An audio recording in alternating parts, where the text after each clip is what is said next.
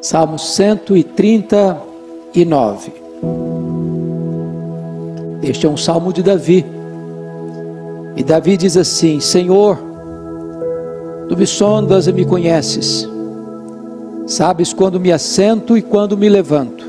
De longe penetras os meus pensamentos. Esquadrinhas o meu andar e o meu deitar. E conheces todos os meus caminhos. Ainda a palavra me não chegou à língua, e Tu, Senhor, já a conheces toda. Tu me cercas por trás e por diante, e sobre mim pões a mão. Tal conhecimento é maravilhoso demais para mim, é sobremodo elevado, não o posso atingir. Para onde me ausentarei do Teu Espírito? Para onde fugirei da Tua face? Se subo aos céus, lá estás. Se faço a minha cama no mais profundo abismo, lá estás também. Se tomo as asas da alvorada e me detenho no confim dos mares, ainda lá me haverá de guiar a Tua mão, e a Tua destra me susterá. Se eu digo, as trevas com efeito me encobrirão, e a luz ao redor de mim se fará noite, até as próprias trevas não te serão escuras. As trevas e a luz são a mesma coisa. Pois Tu formaste o meu interior, Tu me teceste no seio de minha mãe. Graças Te dou, visto que por modo assombrosamente maravilhoso me formaste. As Tuas obras são admiráveis, e a minha alma o sabe muito bem. Os meus ossos não Te foram encobertos, quando no oculto fui formado e entretecido como nas profundezas da terra. Os Teus olhos me viram a substância ainda informe, e no Teu livro foram escritos todos os meus dias, cada um deles escrito e determinado, quando nenhum deles havia ainda. Que preciosos para mim, ó Deus, são os Teus pensamentos, e como é grande a soma deles. Se os contasse, excedem os grãos de areia. Contaria, sem jamais chegar ao fim. Tomara, ó Deus, desses cabo do perverso. Apartai-vos de mim, pois, homens de sangue. Pois eles se rebelam insidiosamente contra Ti, e como Teus inimigos falam malícia. Não aborreço eu, Senhor, os que Te aborrecem, não abomino os que contra Ti se levantam. Aborreço-os com ódio consumado. Para mim são inimigos de fato.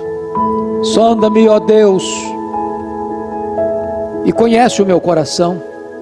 Prova-me e conhece os meus pensamentos. Vê se há em mim algum caminho mau, e guia-me pelo caminho eterno. Amém. Eu quero pensar com você sobre o seguinte tema: encurralados por Deus. Encurralados por Deus. Este é um salmo de Davi, que retrata de maneira belíssima alguns dos atributos incomunicáveis de Deus. Deus tem atributos que só Ele os possui, e nós nunca tivemos, não temos e jamais teremos, nem mesmo na glória. Só Deus os ostenta, porque são atributos particulares da própria divindade. Só Deus é autoexistente, só Deus é infinito, só Deus é imenso, só Deus é eterno, só Deus é imutável, só Deus é onipotente, só Deus é onipresente, só Deus é onisciente, só Deus é transcendente. Estes atributos são para nós, povo de Deus, lenitivo para nossa alma, refúgio para o nosso coração, bálsamo para a nossa vida. Entretanto, para o ímpio, para aquele que zomba de Deus, que escarnece de Deus, vira as costas para Deus e se insurge contra Deus, esses atributos de Deus aterroram e apavoram a sua alma. Então aqui, nesse salmo, eu gostaria que observássemos 4 desses atributos de Deus. 3 deles muito conhecidos de nós: a onisciência de Deus, nos versos de 1 a 6. Depois, a onipresença de Deus, dos versos 7 a 12. Depois, a onipotência de Deus, dos versos 13 a 18. E me permita criar um neologismo. Eu não sei se esta palavra existe, mas eu gostaria de usá-la nessa perspectiva, dos versos 19 ao verso 24. Penso que está tratando aqui da onipureza de Deus, a total pureza de Deus. Então, é sobre esses atributos divinos que eu gostaria de conversar um pouco com você neste momento. Primeiro, dos versos 1 a 6, observemos a onisciência de Deus. E Davi começa dizendo: Senhor, tu me sondas e me conheces. Ele está partindo do plano geral para o plano particular. Ele está colocando o macro para depois entrar nas áreas específicas da vida.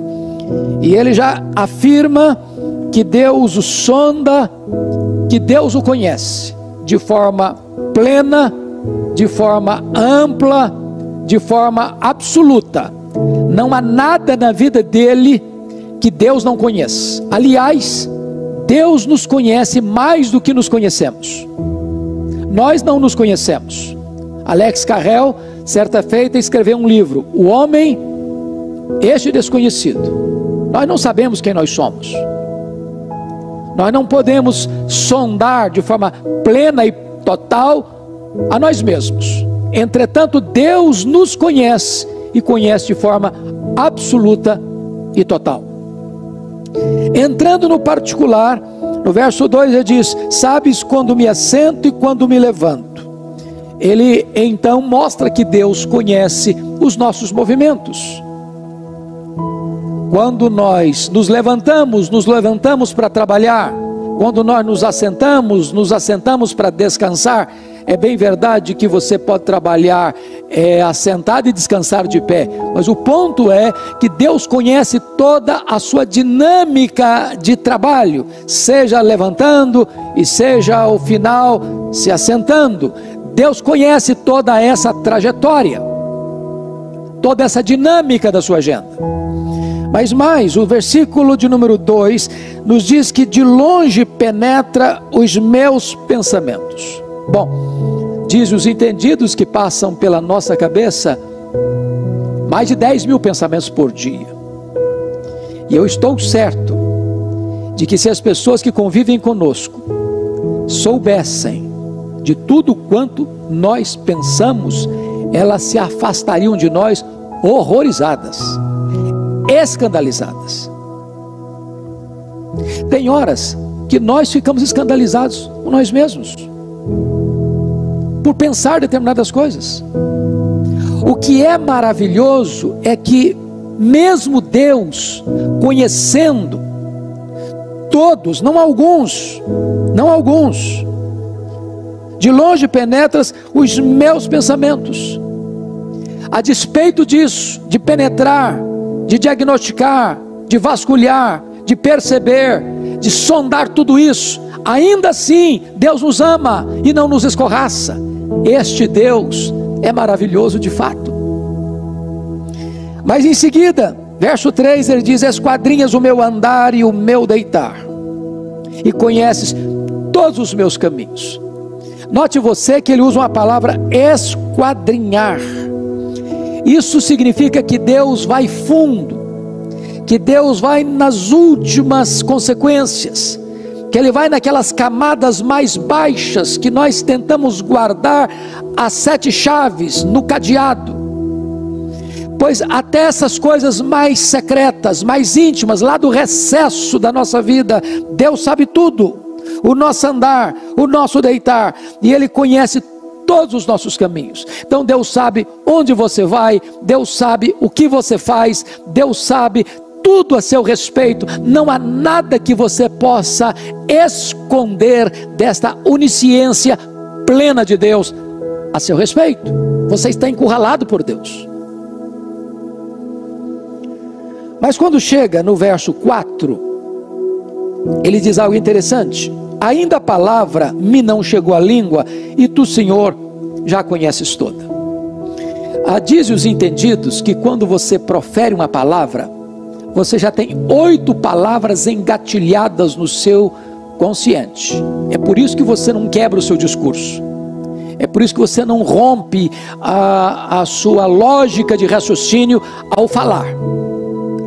Pois Deus conhece até aquelas palavras que ainda não estão no gatilho para serem proferidas. Antes de você proferi-las, Deus já sabe. Então há muitos discursos que nós não chegamos a proferir e que Deus conhece. Muitas palavras que nós engolimos e Deus as vê jogadas ao ar. Deus conhece o que falamos e Deus conhece o que intencionávamos falar. Ele conhece tudo, Ele sabe tudo. Não há como ter qualquer coisa fora do conhecimento deste Deus que nos encurrala. Então note você, no versículo 5, ele retrata essa forma de Deus nos cercar. Tu me cercas por trás e por diante, e sobre mim pões a mão, e tal conhecimento é maravilhoso demais para mim, é sobremodo elevado, não o posso atingir. Então, você está de fato encurralado por Deus. Ele cerca você pela frente, Ele cerca você por trás, Ele coloca sobre você a sua mão, não tem como escapar, não tem como fugir. Mas se esse Deus é o seu Pai, se esse Deus é a razão da sua alegria, da sua paz, da sua vida, se Ele é o contentamento do seu coração, esse conhecimento não vem para apavorar você, para atormentar você, vem para trazer um grande refrigério para o seu coração. Deus conhece você, e apesar de conhecer você, Ele protege você. Apesar de conhecer você, Ele ama você. Ele ama você não por aquilo que de bom vem em você, mas Ele ama você não por causa dos seus méritos, mas apesar dos seus deméritos, Ele ama você. Este é o Deus inescapável. Pois bem, depois que ele trata da onisciência de Deus, a partir do verso 7 até o verso 12, ele vai agora abordar um outro atributo incomunicável de Deus, que é a onipresença de Deus. Vejamos. Olha a pergunta do verso 7. Para onde me ausentarei do teu espírito? Para onde fugirei da tua face? Porque talvez esse é o sentimento natural do ser humano. Já que Deus nos encurrala, será que eu consigo escapar? Será que eu consigo ir para algum lugar que Ele não esteja lá? Será que eu possa fechar a porta do quarto, apagar a luz para ninguém ver e Deus fica de fora? Será que eu posso fazer alguma coisa onde Deus não seja testemunha? Será que eu posso estar em algum lugar que eu escape do olhar investigador de Deus? E então Davi vai dizer: para onde me ausentarei do teu espírito? Para onde eu fugirei da tua face? Nessas duas perguntas, ele começa então, a partir do verso 8, a pensar em algumas possibilidades. Primeiro, se suba aos céus, lá estás. Então, as alturas excelsas. Pensa comigo, neste céu que você vê a olho nu, ou neste céu, espaço sideral que você não vê a olho nu, ou talvez pense até no terceiro céu, onde está o trono de Deus. Qualquer lugar que você subir para as alturas, Deus estará lá. Então não tem montanha alta, não tem refúgio secreto que possa ocultar você dos olhos onipresentes de Deus. Mas veja a segunda possibilidade, do versículo 8. Se faça minha cama no mais profundo abismo, lá estás também. Você sabe que o mar, ele tem depressões mais profundas do que a montanha mais alta do planeta. A montanha mais alta do planeta é o Pico Everest, com 8.800 metros de altitude, pois há depressões para dentro do mar com mais de 9.000 metros. Pense você tentando se esconder lá no Nadir, lá nas profundezas, lá nas regiões mais abissais, dos mares mais profundos, pois Deus estará lá. Deus estará lá. Veja comigo, no verso de número 9: se tomais asas da alvorada e me detenho nos confins dos mares. É claro que na época de Davi, talvez a navegação ainda não estava tão desenvolvida, e ele tinha consciência de que havia outros territórios a serem explorados, outros rincões distantes a serem conhecidos, e ele talvez pense na possibilidade dos mares mais remotos, mais distantes, e ele então imagina essa cena: se tomais asas da alvorada e me detenho nos confins dos mares, ainda lá me haverá de guiar a tua mão e a tua destra me susterá. E agora ele pega a ideia da onipresença de Deus, não como algo que vai apavorá-lo, mas como algo que vai abraçá-lo, que vai sustentá-lo, que vai cercá-lo, que vai sustê-lo diante de uma cena tão complexa quanto essa que ele registra no versículo 10. Agora pense comigo, vamos levar para os versículos 11 e 12. Se eu digo, agora ele está conversando com ele mesmo, está cogitando, num solilóquio, numa conversa no espelho. Se eu digo, as trevas com efeito me encobrirão e a luz ao redor de mim se fará noite, até as próprias trevas não serão escuras. As trevas e a luz são a mesma coisa. Quanta tolice hoje, não? Eu e você praticamos. Da gente pensar que pode esconder-se de Deus, pode dar uma escapadinha da presença onisciente deste Deus. Não adianta fechar o quarto, não adianta apagar a luz, não adianta fazer alguma coisa que os homens não estejam vendo, que os homens talvez nunca vão ver, se Deus está vendo, se Deus é testemunha.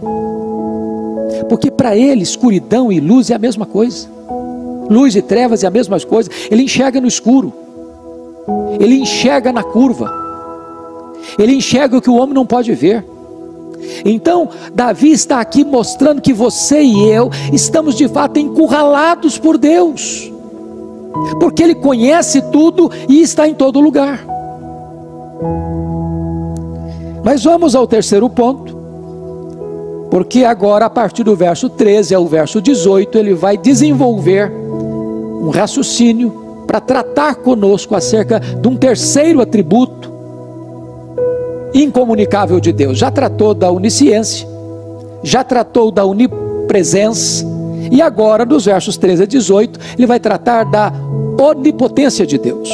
Vejamos, ele começa a observar o seu corpo. E pense bem que Davi está escrevendo esse texto 1000 anos antes de Cristo. Portanto, eu estou falando que Davi está escrevendo esse texto há mais de 3.000 anos, quando as ciências biológicas não estavam ainda desenvolvidas.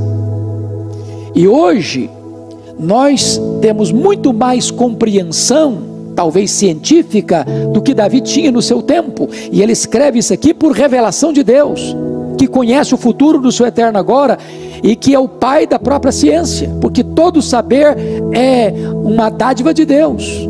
O homem recebeu de Deus inteligência para pesquisar, para perquirir, para investigar, e esse saber vem de Deus. É por isso que alguém já disse, e eu preciso concordar necessariamente, é que entre a ciência e a Bíblia não há contradição. A Bíblia corretamente interpretada e a ciência corretamente entendida nunca vão entrar em contradição. Alguém já disse que um pouco de ciência afasta você de Deus, mas muita ciência aproxima você de Deus. E Davi está descrevendo algo aqui que a ciência hoje retrata de maneira tão bela. Se não, vejamos. Versículo 13. Pois tu formaste o meu interior, tu me teceste no seio da minha mãe. Veja 14. graças te dou. E agora, quando ele para pensar da maneira como Deus fez o seu corpo, da maneira como Deus o teceu lá no ventre da sua mãe, ele não tem outra atitude a não ser gratidão. Sobretudo hoje, Dia das Mães, a gente tem que parar e agradecer mesmo. Deus usou a minha mãe, Deus usou a sua mãe para nos trazer ao mundo, e esse milagre da vida se desenvolvendo desde um pontinho que era invisível ao olho humano. Você começou, estava lá naquele pontinho, exatamente toda a potencialidade da sua vida, e Deus foi desenvolvendo este milagre que é você. Você é um milagre de Deus.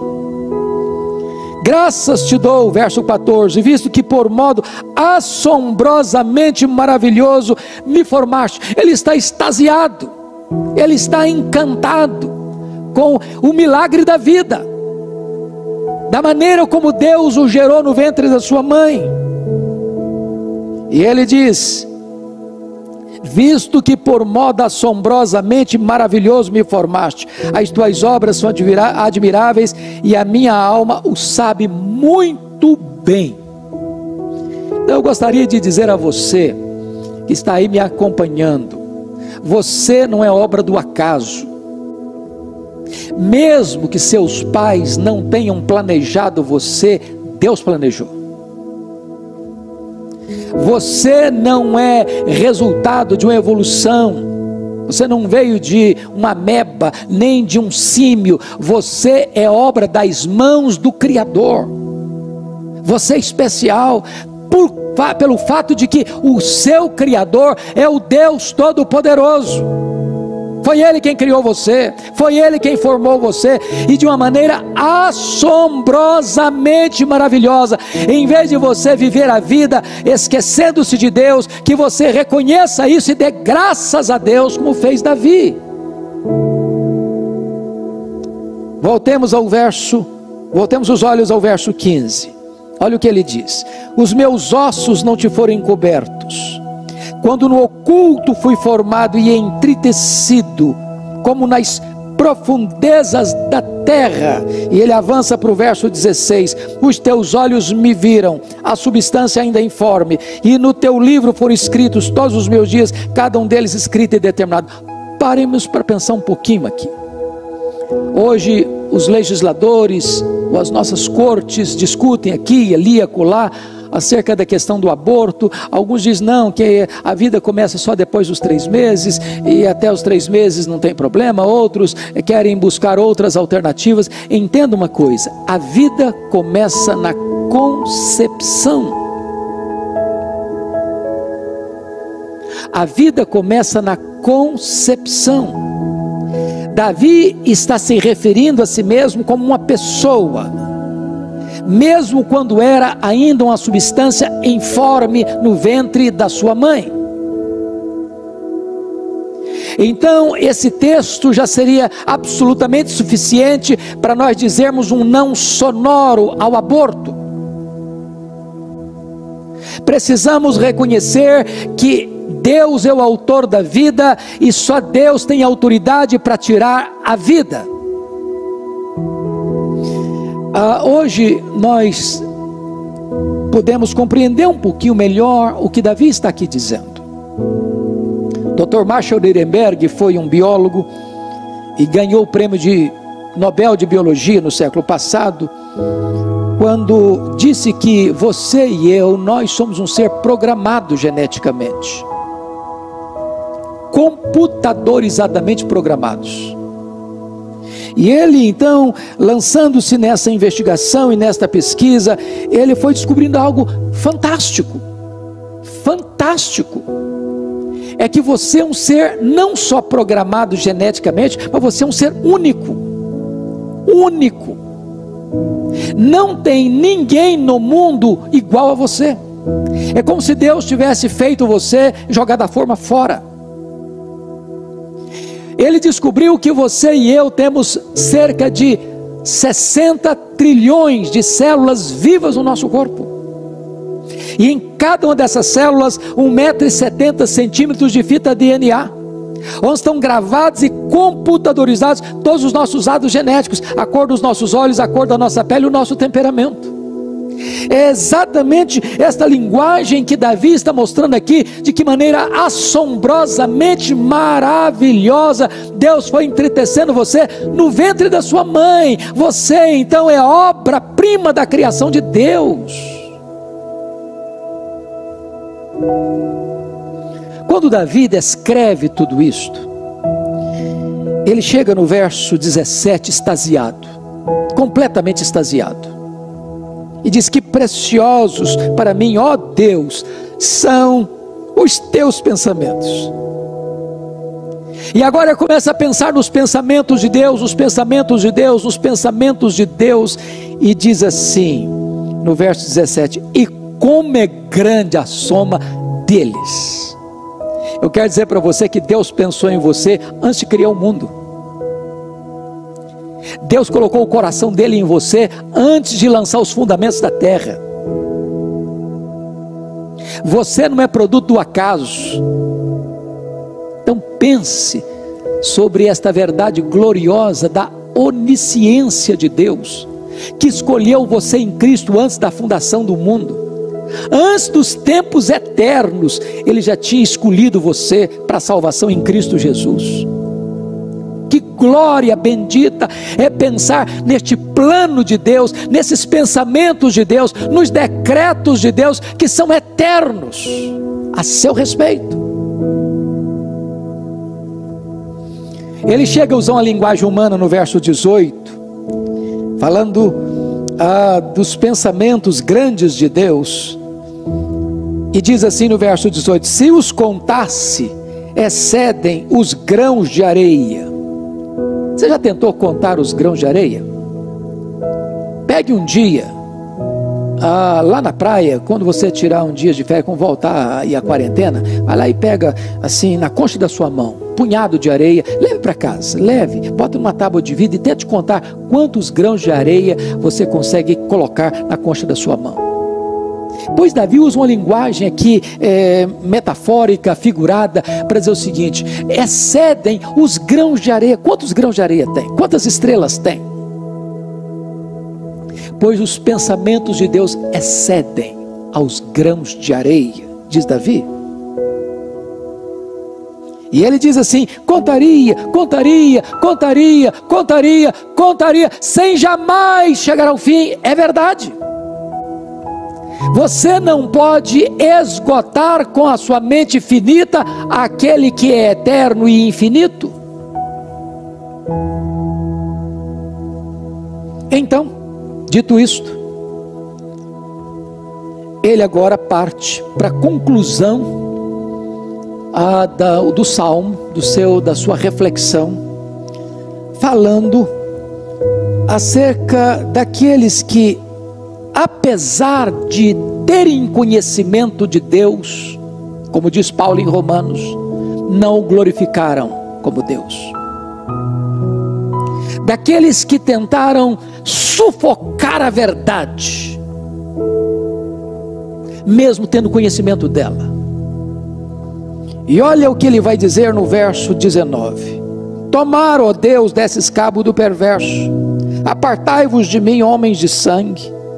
Eles se rebelam insidiosamente contra ti, e como teus inimigos falam malícia. Ele vai mostrar para nós que o zelo que ele tem não é por ele, porque as pessoas estão falando mal dele, fazendo mal para ele. O zelo de Davi é porque as pessoas estão se insurgindo contra Deus. Ele tem zelo pela glória de Deus, pelo nome de Deus, pela santidade de Deus, pela onipotência de Deus, pela onipresença de Deus, pela onisciência de Deus. Ele tem tanto zelo por este Deus que não suporta que as pessoas falem mal deste Deus, se lancem contra este Deus, insidiosamente falando contra a glória dele. Então, ele precisa dizer no verso 21 e 22 que ele fica muito aborrecido com aqueles que se insurgem contra Deus. E ele chega a dizer: não aborreço eu, Senhor, os que te aborrecem, e não abomino os que contra ti se levantam, aborreço-os com ódio consumado. Para mim são inimigos de fato. É claro que no contexto neotestamentário, o Senhor Jesus Cristo nos ensinou que nós devemos amar até os nossos inimigos e orar por eles. Mas isso não significa que nós devemos aceitar ou nos deleitar passivamente quando os homens ímpios zombam e escarnecem do nosso Deus. Nós precisamos amar essas pessoas, mas repudiar as suas atitudes. Então, Davi conclui este salmo nos versos 23 e 24 de uma forma muito prática. Se Deus é tudo quanto Ele é, conforme revelado aqui, e Ele é isso mesmo, então, qual é a minha postura diante desse Deus? Primeiro, olha o verso 23, sonda-me, ó Deus, e conhece o meu coração, prova-me, e conhece os meus pensamentos. Agora ele não quer esconder nada de Deus, ele quer que Deus sonde mais. E essa palavra sondar, no hebraico, é muito bonita. E eu que fui criado na região rural, entendo bem essa linguagem. A linguagem é o seguinte: é trazer à luz aquilo que está lá para dentro escondido. Como que num pântano você arranca uma planta com as raízes lá no lodo e traz tudo para a luz do sol.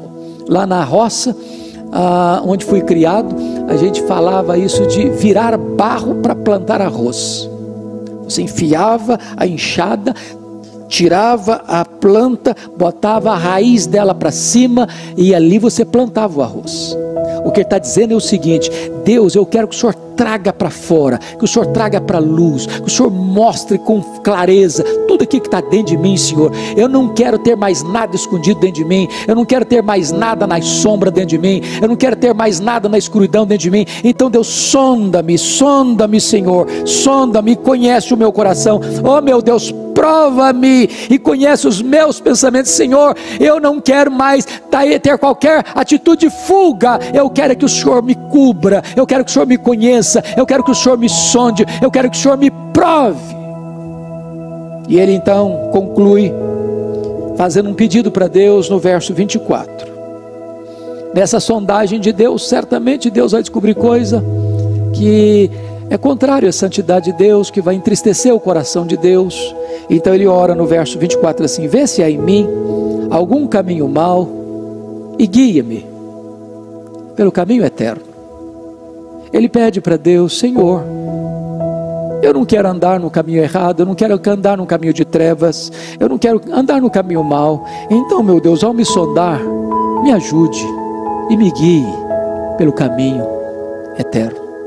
Que a oração de Davi seja a sua oração, que a oração de Davi seja a minha oração, porque você e eu estamos encurralados por Deus, protegidos por Ele, mas não podemos zombar dEle, porque Ele conhece tudo, Ele vê tudo, Ele sonda tudo, Ele sonda todos. Que Deus nos abençoe e que nós possamos nos agasalhar nos braços deste Deus maravilhoso. É nosso Pai, a nossa alegria, a nossa paz, a razão da nossa vida. Amém.